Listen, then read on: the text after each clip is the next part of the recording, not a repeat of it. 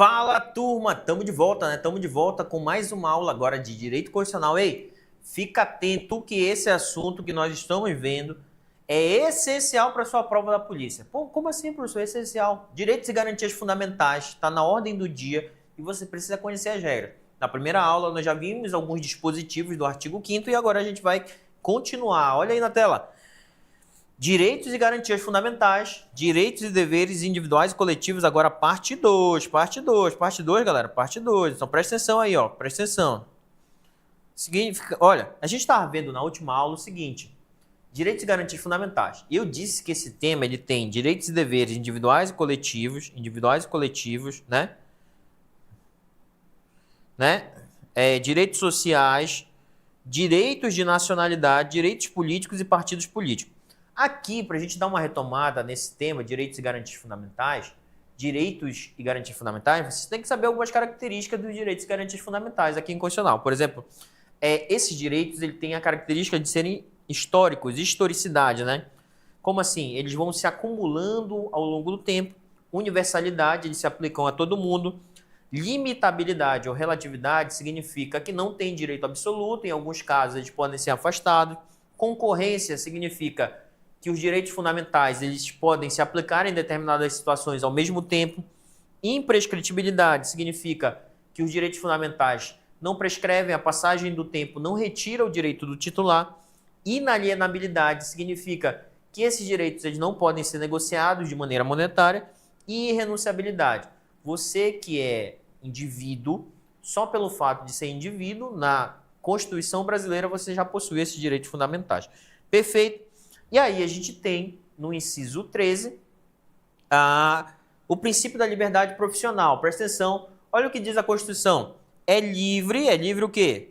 É livre o exercício de qualquer trabalho, ofício ou profissão, atendidas as qualificações profissionais que a lei estabelecer. Tranquilo? É assegurado a todos o acesso à informação, resguardado o sigilo da fonte, quando necessário o exercício profissional. Por que eu trouxe esses dois incisos aqui? Primeiro, é um direito fundamental de todo indivíduo ter o quê? A liberdade de profissão. Se a lei não trouxer nenhuma limitação, galera, você pode exercer a profissão que você quiser. É livre. Só que em alguns casos a lei pode estabelecer algumas condições para o exercício da profissão, é ou não é? Pode ou não pode? Por exemplo, tem ou não tem profissões reguladas aí que precisam de algumas condições? Por exemplo, a profissão de médico. O médico, a lei trouxe condições para o exercício dessa profissão, né? Significa que se não houver nenhuma limitação, nenhuma, eu posso exercer a profissão que eu quiser. Mas se houver condições estabelecidas na lei, eu preciso cumprir essas condições.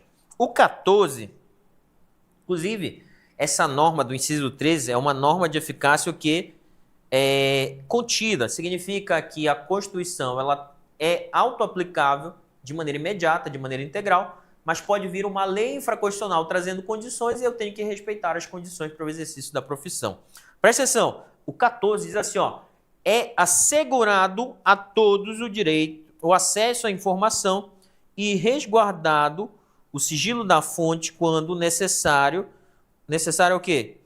Necessário o exercício profissional. Perfeito? Tem algumas profissões que exigem o quê? O sigilo da fonte, galera. Por exemplo, um jornalista. O jornalista ele não está obrigado a dizer a sua fonte se ele está usando essa fonte para o exercício profissional. Perfeito?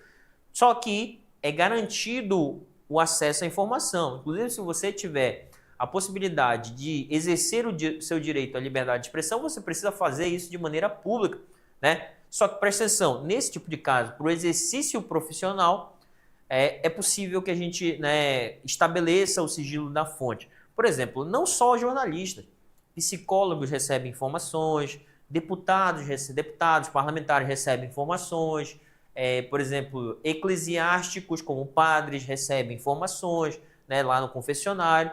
Quando é necessário para o exercício profissional, essas pessoas não estão obrigadas a dizer quem foi que disse, beleza? Liberdade de reunião, falei isso daqui na última aula, só para a gente dar uma revisada, né? Eu disse que é livre a reunião, não precisa de autorização, só que ela tem que ser pacífica, sem armas, locais abertos ao público, e basta o prévio aviso para não frustrar outra reunião. Disse isso para vocês na última aula, né? pacífica, sem armas, não frustrar outra reunião e o quê? Prévio aviso, basta o prévio aviso. Tranquilo? Agora a gente vai entrar num negócio muito interessante, direito de associação. Olha o que diz o texto constitucional, galera, presta atenção. É plena a liberdade de associação para fins lícitos. Hoje, professor, não posso aqui me associar para fazer um negocinho fora da lei. Claro que não pode, claro que não pode.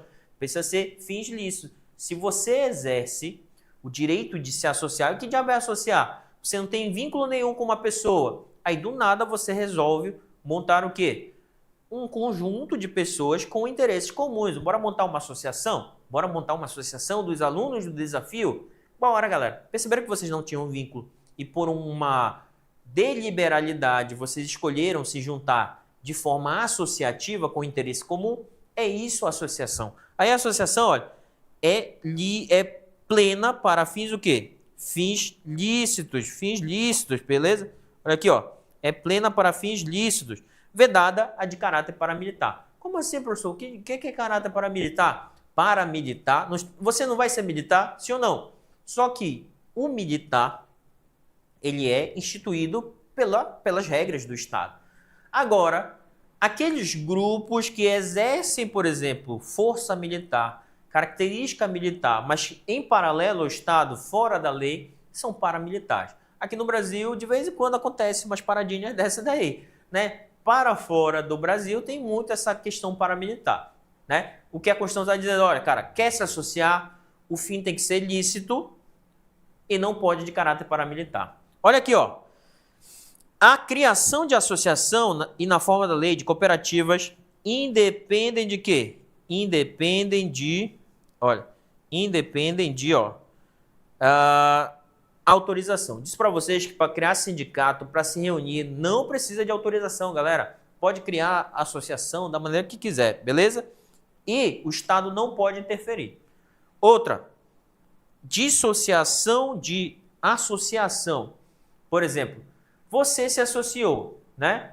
Não precisa de autorização, não pode de caráter paramilitar e tem fim lícito. Pode suspender a atividade da sua associação ou pode dissolver a sua associação? Pode, como? Olha aqui, ó, decisão judicial. Só que, olha, presta atenção no que eu vou falar agora. Tanto para suspender, quer suspender? Você tem uma associação e aí o poder público quer parar as suas atividades de maneira temporária. O que precisa, galera? O que precisa?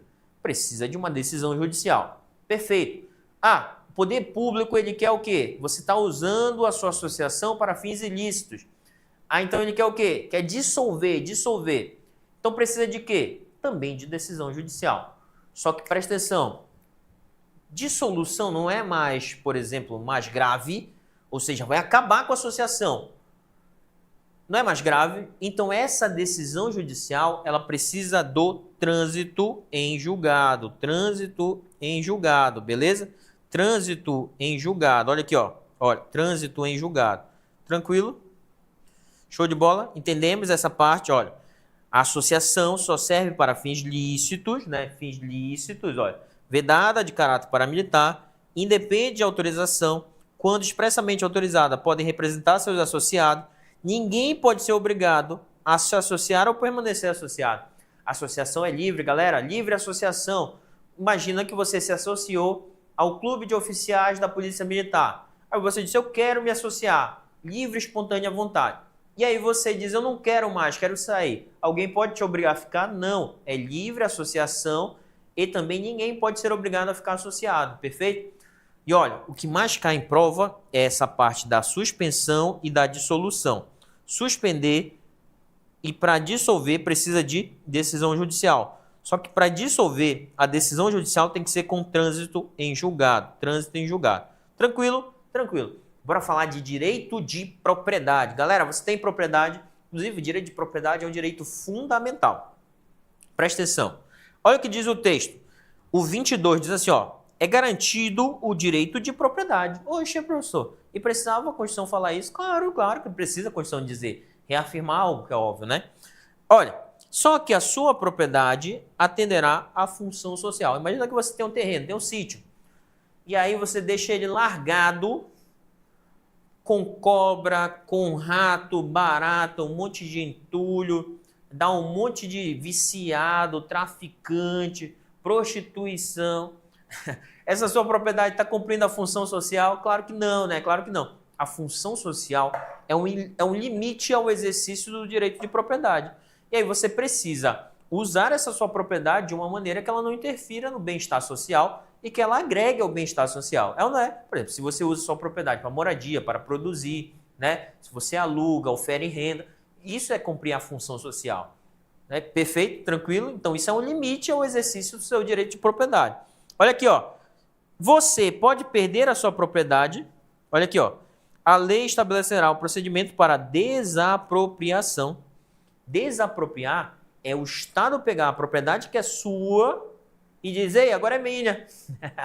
Pode isso, professor? Claro que pode. Pode aqui, ó. Olha, olha. O Estado ele vai poder desapropriar. Isso é baseado na supremacia do interesse público.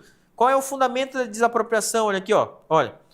Necessidade ou utilidade pública. Necessidade ou utilidade pública ou por interesse social. Então, se a administração pública precisar da tua propriedade por uma necessidade ou utilidade pública ou interesse social, ela vai fazer o quê? Ela diz, vai me dar aqui que é meu agora. Isso é desapropriar. É o Estado pegar a propriedade que é do particular e trazer para a sua propriedade, para ele agora. Qual é o fundamento? Imagina que o Estado ele precisa do terreno da tua casa para construir uma escola, um hospital. E aí ele diz, olha, é esse terreno que eu quero. E aí ele vai fazer o que? O Estado vai desapropriar, desapropriar, desapropriar. Perfeito?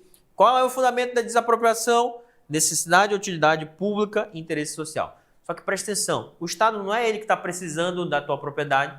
E aí você vai sair de mãos abanando. Não, pô, o Estado tem que te dar o quê? Olha, justa e prévia indenização em dinheiro. Perfeito? Justa e prévia indenização em dinheiro. Ei, quando for por necessidade ou utilidade pública, se o Estado desapropriar a sua propriedade, ele precisa te dar uma indenização justa, prévia em dinheiro. Olha aqui, ó. Olha aqui, ó. É essa aqui, ó. A desapropriação ordinária, ela cabe indenização? Cabe. E ela tem que ser justa, prévia e em dinheiro. Justa, prévia em dinheiro. Ei, grava isso, que isso cai muito em prova. Professor, qual é o tipo de indenização pela desapropriação ordinária? Por necessidade, utilidade pública ou interesse social? Justa, prévia e em dinheiro. Justa, prévia e em dinheiro. Tranquilo? Tranquilo. Nós temos um negócio chamado requisição administrativa. Presta atenção, não confunde desapropriação com requisição. Desapropriar é o quê? É a administração pública pegar uma propriedade que é sua e trazer para ele. Já não é mais sua. A requisição, pelo contrário, é um uso temporário. Uso temporário, professor, o poder público ele precisa da tua propriedade, ele usa e depois ele te devolve. Essa é a requisição administrativa. Olha aqui, ó. No caso de iminente perigo público. Oxe, professor, o que é iminente perigo público? Sei lá, é genérico, pode ser qualquer coisa. Caso concreto vai justificar. E aí, nesse tipo de caso, iminente perigo público, a autoridade competente pode usar da propriedade particular? Pode. Imagina só que a polícia está fazendo uma perseguição. E aí o carro da polícia quebra. E aí você está passando na hora com o teu carro. E aí o policial para o teu carro e diz, ei, me dá esse carro que eu preciso para perseguir aquela pessoa que está fugindo. Pode o poder público fazer isso? Claro que pode, isso é requisição administrativa. É caso de iminente perigo público. Claro que no meu exemplo ele é um pouco exagerado, mas pode acontecer? Pode acontecer. Por exemplo, a administração usar do teu terreno em um caso, por exemplo, de desastre, e aí usa do teu terreno para servir de base ali para a ação do Estado no resgate, por exemplo, de pessoas, claro que pode. Assim como pode, por exemplo, se você tem bens, né, o poder público precisando, vai lá e pega. Ou seja, pega de maneira temporária, depois ele te devolve. Como, professor? Olha aqui, ó. Assegurada ao proprietário, indenização. Cabe indenização nesse tipo de caso? O Estado usou teu carro, pegou teu carro para perseguir alguém. E aí, cabe indenização? Cabe. Mas presta atenção, ela é posterior ou anterior? Lembram que na desapropriação, a indenização ela é justa, prévia, significa que ela é anterior. Antes de ser desapropriada, a administração ela tem que te dar uma indenização. Só que nesse caso aqui, como é uma requisição administrativa, ela é prévia ou ela é posterior? Ela é posterior, olha aqui, ó. Ela é posterior, olha, ulterior, mas só se houver dano, ou seja, é condição para a indenização que haja dano à tua propriedade. Se não houver dano à propriedade do particular, não cabe indenização. Lá na desapropriação, ela vai caber a indenização só pelo fato de ser desapropriado. Aqui, como é uma requisição administrativa, a indenização só vai ser devida se houver dano à propriedade do particular. O poder público, ele usou o teu carro, imagina que ele devolve o teu carro com 3 balas, todo lanhado, todo quebrado o vidro, todo brefado. Vai caber a indenização? Vai, porque teve dano à tua propriedade. Então, o poder público, ele precisa te indenizar por esse dano sofrido. Tranquilo? Tranquilo. Show de bola. Vou pular aqui direito autoral, que isso é tranquilo. Isso daqui não... Olha aqui, ó. É garantido o direito de herança. Hoje, professor, não tenho nada. Não tenho nem onde cair morto. Imagina deixar a herança. Mas é garantido, olha. E a sucessão de bens estrangeiros situados no país será regulada pela lei brasileira em benefício do cônjuge ou dos filhos brasileiros, sempre que não lhe seja mais favorável a lei pessoal do decújo. Como assim, professor? Cara, se um estrangeiro tiver bens no Brasil, né, e a lei de sucessão de herança for mais favorável à do estrangeiro, é essa que, por exemplo, vai favorecer os herdeiros brasileiros, né? Esse está dizendo aqui, ó. Defesa do consumidor diz assim, o Estado promoverá, na forma da lei, a defesa do consumidor. Aqui nós temos, o Estado já faz isso através do Código de Defesa do Consumidor, né? Ou seja, a Constituição ela está trazendo como um direito fundamental a proteção do consumidor. Dizer, consumidor, você tem que ter a proteção do Estado. E aí o Estado, né, o poder público fez o Código de Defesa do Consumidor. Bora aqui, seguir aqui, ó. Direito de petição e direito de certidão. O que é petição? O que é peticionar? Por que é um direito fundamental o direito de petição? Olha, todos têm direito de receber dos órgãos públicos informações de seu interesse particular ou de interesse coletivo geral, que serão prestadas no prazo da lei sob pena de responsabilidade, ressalvadas aquelas cujo sigilo seja imprescindível à segurança da sociedade do Estado. Significa peticionar, significa pedir. Petição vem de pedir. E aí você vai lá no poder público e pede uma informação, ou seja, você peticiona, né? Não só isso, você pode peticionar para requerer um direito, para requerer uma informação, para requerer algum provimento da administração pública. E aí, pelo fato de você estar peticionando, né, você tem direito de receber a resposta, perfeito? A não ser nesses casos em que, pela segurança da sociedade do Estado, o poder público ele tem que manter sigilo. Mas é um direito fundamental o direito de peticionar? Olha aqui, ó. São a todos assegurados, independente do pagamento de taxas, ou seja, é de graça, galera. Olha o que é de graça. Foca nisso daqui. Foca nessa informação. Olha, o direito de petição aos poderes públicos em defesa de direitos e contra a ilegalidade ou abuso de poder significa, em uma determinada situação em que haja uma ilegalidade na conduta administrativa, né, ou um abuso de poder, você tem o direito, sem pagar nada, de o quê? De peticionar para defender esse direito que você teve violado. Perfeito? Olha, não paga taxa, galera. Não paga nada. Significa que o poder público não pode cobrar pelo fato de eu estar me defendendo, defendendo de uma ilegalidade. E outra, obtenção de certidões em repartições públicas. Para quê? Para defesa de direitos e esclarecimento de situações de interesse pessoal. Presta atenção. O que é, independentemente do pagamento de taxa? O direito de petição e o direito de certidão. Olha aqui, ó. Olha. Direito de petição, olha. Todos, e não apenas o cidadão. É para todo mundo. A todos é garantido o direito de petição e o direito de certidão. Pergunto a vocês que vão pegar já uma certidão, por exemplo, por aí. Pensa aí na certidão de quitação eleitoral. Foi cobrado de você alguma coisa? Uma certidão criminal. Foi cobrado de você alguma coisa com uma taxa? Não. Se é para defesa de um direito seu, isso não pode ser cobrado. Olha aqui, ó. O direito de petição na defesa de direitos ou contra a ilegalidade ou abuso de poder e a obtenção de certidões para defesa de direitos e esclarecimento de situações de caráter pessoal. Tranquilo? Show de bola. E olha, Se negarem para você o direito de petição e o direito de certidão, cabe o quê? Cabe mandado de segurança. Tem que saber isso. Cabe mandado de segurança, mandado de segurança. Segue aí, olha. Olha aqui, direito de petição e o direito de certidão, olha. Sem taxa, sem taxa. É tudo de graça, olha, sem taxa. Tem que saber isso. Olha aqui, olha essa questão. Para fazer uma questãozinha, só para a gente já ir treinando para a nossa prova. Peguei uma questão de aspirante da Polícia Militar, porque a gente está fazendo CFO, né? Então já trouxe aqui umas questões da área militar só para a gente ir treinando. Diz assim, ó.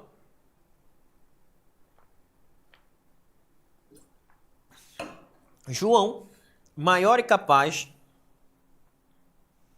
olha aqui, ó, mas que ainda não promoveu seu cadastro eleitoral, formulou o pedido de acesso à informação direcionado ao Ministério Público do Estado-alvo, requerendo que lhe fossem fornecidas dados concernentes ao valor despendido com a contratação de empresas terceirizadas. À luz da sistemática vigente, é correto afirmar que o pedido de João deve ser o quê? Cara, você tem que imaginar assim, é direito fundamental de qualquer pessoa pedir informações de caráter público para os órgãos públicos, sim ou não? Imagina que você queira saber quantos cargos públicos vagos tem na Polícia Militar, de oficial. Aí você vai lá no comando da Polícia Militar, faz um requerimento, uma petição, ou entra pela ouvidoria, entra pelo site, pede a informação. Não é uma informação de caráter público? E aí, se é uma informação de caráter público, o poder público pode te negar essa informação? Claro que não pode, cara. Cara, não pode. Não foi isso que o João pediu? Foi ou não foi? Foi isso que ele pediu, olha. Olha. Ele pediu o quê? Olha, requerendo que lhe fossem fornecidos dados concedentes ao valor despendido onde? Ao valor despendido, olha. Com a contratação de empresa terceirizada. Ele pediu o valor de contrato, pô. E aí? Esse pedido ele vai ser deferido ou indeferido? O que é que vocês acham? Hein? Ele vai ser deferido, pô. Ele vai ser deferido, porque a todos é garantido o acesso à informação, olha. Ele vai ser deferido. Risca aqui, ó. Letra B, risca a letra C, risca a letra D e risca a letra D. Por que ele vai ser deferido? Olha, considerando o destinatário do pedido, poder público, e a natureza das informações. Quais são a natureza das informações? Públicas. Então, se você requisita para o poder público informação pública, ele tem que te dar a informação. Perfeito? Claro. Se for necessário a segurança da sociedade do Estado envolver a intimidade de outras pessoas, ele não é obrigado a dar. Né? Ele pode justificar não dar informação. Mas, de forma geral, se for uma informação pública, de caráter público, ele é obrigado a dar. Isso é o direito de informação. Letra A correta. Mais uma. Olha aqui, ó. Maria, no momento em que estava sendo atendida em repartição pública do município-alvo, constatou que determinado servidor estava agindo com abuso de poder, em detrimento da população em geral. À luz desse quadro, decidiu que solicitaria a adoção de providências pela autoridade administrativa competente contra o abuso de poder. A Maria, quando ela vai representar contra esse abuso de poder, qual é o direito que ela está exercendo? É um direito fundamental. Você está presenciando o abuso de poder, galera, e você vai fazer a denúncia. Que direito é esse que você está exercendo? Me fale agora ou se cale para sempre. Bora lá. É o direito de petição, galera. É o direito de petição. Não é o direito de ação. Direito de ação é lá no Poder Judiciário. Recurso não é, que ainda nem teve ainda a decisão para ter recurso. Não é o direito de ação, perfeito? É o direito de petição. Bora ver. Letra A diz assim, ó. Petição que independe do pagamento de taxa, paga taxa para peticionar. Falei para vocês que o direito de ação e o direito de petição, eles são o quê? Eles são de graça, sem taxas. Então é a letra A. Como ela vai representar, olha, contra abuso de poder, olha, contra o abuso de poder, é o direito de petição, letra A, correta. Correto ou não está correto? Está correta, professor, está correto. Olha aqui, ó. Princípio da inafastabilidade de jurisdição. Você sabe que um dos três poderes é o Poder Judiciário, sim ou não? É o Poder Judiciário. E o Poder Judiciário, ele exerce a jurisdição. Significa que ele resolve casos concretos a partir da aplicação do direito. E ele substitui a vontade das partes. Tranquilo, professor, já entendi isso. O que a Constituição fala sobre isso? Que eu indivíduo, eu posso recorrer ao Poder Judiciário sempre que eu tiver um direito prejudicado. Sempre que eu tirar... Eita, caramba, sumiu. Sumiu. Acabou a bateria, será? Não, tá aqui, apareceu de novo. Acabou a bateria do tablet, mas eu acho que já voltou. Mas voltou, olha aí, voltou. Eu acho que foi pro modo de espera, não foi modo de espera. Não, estamos aqui, galera, estamos aqui. Não sai da live aí, olha. Inafastabilidade de jurisdição diz assim, ó. A lei não excluirá da apreciação do Poder Judiciário lesão ou ameaça a direito. Significa que, ó, cabe ao Poder Judiciário o monopólio da jurisdição. Por outro lado, é assegurado todo aquele que se sente lesado, ameaçado em seu direito, ingresso nos órgãos judiciais. Não entendi, professor? Presta atenção, galera. Sempre que você tiver um direito violado, prejudicado, você pode recorrer ao Poder Judiciário. E a lei não pode dizer, olha, está proibido recorrer ao Poder Judiciário. Imagina que você foi preso injustamente. Você teve o seu direito de liberdade de locomoção violado. Você pode recorrer ao Poder Judiciário para curar essa ilegalidade? Pode. Lesão ou ameaça a direito pelo princípio da inafastabilidade de jurisdição, sempre pode ser levado ao Poder Judiciário. Sempre pode ser levado ao Poder Judiciário. Tranquilo? Tranquilo. Segue aqui, olha aqui, ó. Olha. Princípio do juiz natural. Que diabo é juiz natural, professor? Olha, primeira coisa, não haverá juízo ou tribunal de exceção. Ninguém será processado nem sentenciado senão pela autoridade competente. Isso daqui é uma regra de processo que significa que se você for responder a um processo judicial, o juiz da causa ele já precisa estar pré-determinado. Não pode ser escolhido um juiz específico para a causa. Ah, fulano cometeu um crime. Vamos pegar aqui e direcionar para aquele juiz ali, porque aquele juiz ele é muito severo e aí ele vai condenar a pessoa. Isso é tribunal de exceção. A distribuição de processo ela precisa ser feita de maneira o quê? Aleatória, imparcial. Justamente para o quê? Para não ter tribunal de exceção. E o juiz natural da causa é a autoridade competente para proferir a sentença. Imagina que eu cometi um crime aqui no município de Macapá. E aí eu estou sendo julgado lá em São Paulo, fere o princípio do juiz natural, porque o juiz da minha causa é o juiz criminal de Macapá. Perfeito?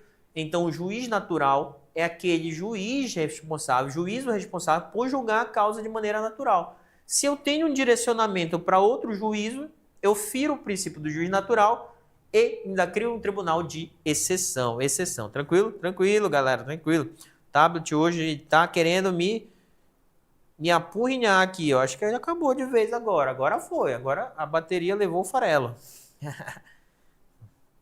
Mas enfim, volta aqui para mim. Voltou aqui para mim? Olha aqui no quadro. Bora aqui no quadro. Bora falar aqui no quadro. Se nós temos... Presta atenção. Nós paramos no inciso... Acabou, meu. Acabou. Volta aqui no quadro. Presta atenção. Nós temos crimes. Já falamos do juiz natural. Agora a gente vai falar de crime. Crime, professor. Cadê?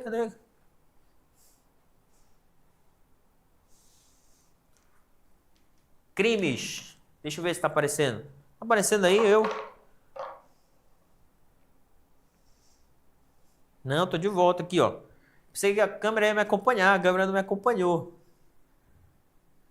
Deixa eu ver se estou aparecendo aqui agora.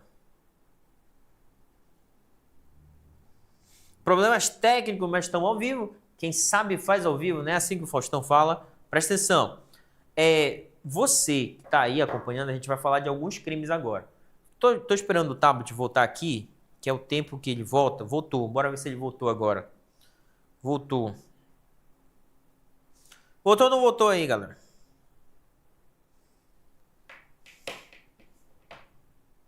Beleza, bora falar de alguns crimes aqui, para a gente terminar essa nossa aula.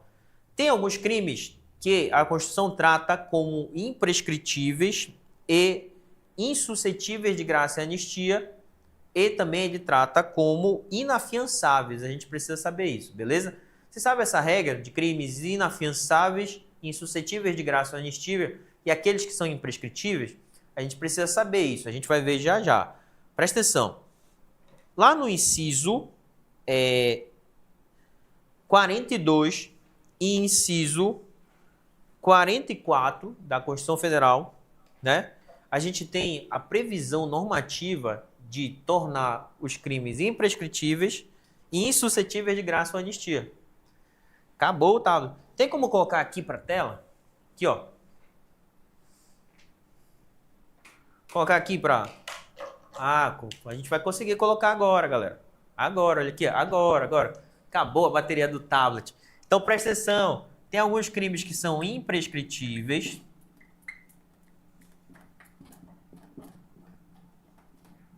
E insuscetíveis de graça ou anistia.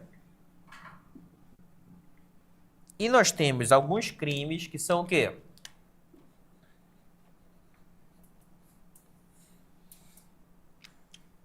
Que são o quê? Inafiançáveis.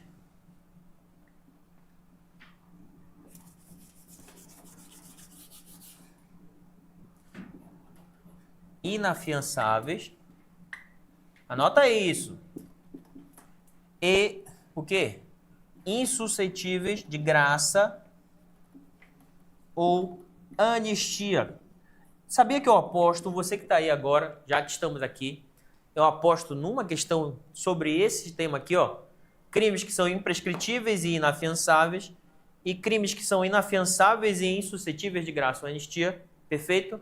Então volta aí para a tela. Agora, volta aqui para a tela. Agora voltou para a tela, galera. Hoje está só... Agora voltou, carregou o tablet. Presta atenção, o que eu estava fazendo no quadro, está escrito bem aqui, olha. A lei considerará, olha. O que a lei vai considerar, olha? Inafiançáveis e insuscetíveis de graça ou anistia, a tortura, o tráfico ilícito de entorpecentes e drogas afins, o terrorismo e o considerado hediondos, galera. Ei, tem que saber. Esses crimes, TTH, tortura, tráfico, terrorismo e os considerados hediondos, eles são inafiançáveis. Só que eles também são insuscetíveis de graça ou anistia. Só que presta atenção, olha o que o outro vai trazer aqui, ó. Já o racismo e a ação de grupos armados, eles são também inafiançáveis, mas eles são imprescritíveis. Professor, o que é algo imprescritível? Olha aqui, ó. A prática de racismo constitui crime inafiançável e imprescritível, sujeito à pena de reclusão nos termos da lei. Constitui crime inafiançável e imprescritível a ação de grupos armados, civis ou militares, contra a ordem constitucional e o Estado democrático. São dois crimes que são imprescritíveis, galera. Racismo e a ação de grupos armados contra o Estado democrático, o famoso golpe de Estado. São só esses dois crimes. Claro que tem jurisprudência falando também da injúria racial. Tem que ficar ligado nisso daqui, injúria racial, né? Enfim. E os crimes hediondos e a tortura, terrorismo e o tráfico, eles são inafiançáveis e insuscetíveis de graça e anistia. Vou limpar aqui para você, para ficar claro. Olha, os únicos crimes que são imprescritíveis, olha, racismo e ação de grupos armados. Já, olha, tortura, tráfico, terrorismo e hediondo são insuscetíveis de graça e anistia, mas todos eles são o quê? Ó? Todos eles são inafiançáveis. Todos eles são inafiançáveis. Então, presta atenção aqui, ó, para a gente resolver essa questão. Ó. Olha aqui, ó. São inafiançáveis e imprescritíveis os crimes de racismo e terrorismo, bem como a ação de grupos armados contra a ordem constitucional, o Estado democrático. Terrorismo é um crime imprescritível, sim ou não?